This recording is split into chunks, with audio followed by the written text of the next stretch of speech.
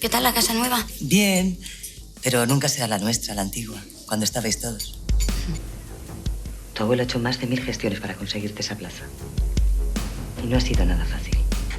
No me toques. No soporto que te acerques. Eres un miserable. Y me das asco. Me alegro de que hayas entrado en razón. Porque no quieren ver a la madre de la puta.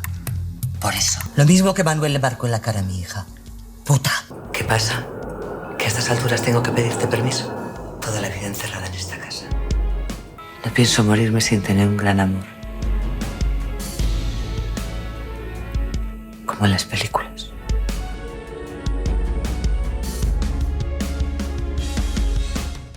Pasa, pasa, chavalote. ¿Puedo hacerle una pregunta? Pues claro. Un cliente guardia civil. Ay, no, qué gracioso eres. La compré en una tienda de máscaras. Relájate, jovencita. Y disfruta de tu vida de muñeca. Pero ¿cuántas cosas sabéis las gentes? Tú me preguntaste. La chica tuvo un novio. ¿Quién tiene un caballo ahora mismo? ¿Quién tiene un caballo? Tenga cuidado, madre. Tranquilo, hijo. ¡Mátala! ¡Mátala! Enfermó. Y lo perdí. ¡Esa puta! Le robó al marido. ¡Mátala! ¡Mátala, hijo, mátala! 10 años. Pues mira, pocos me parecen. ¡Ah, cabronazos!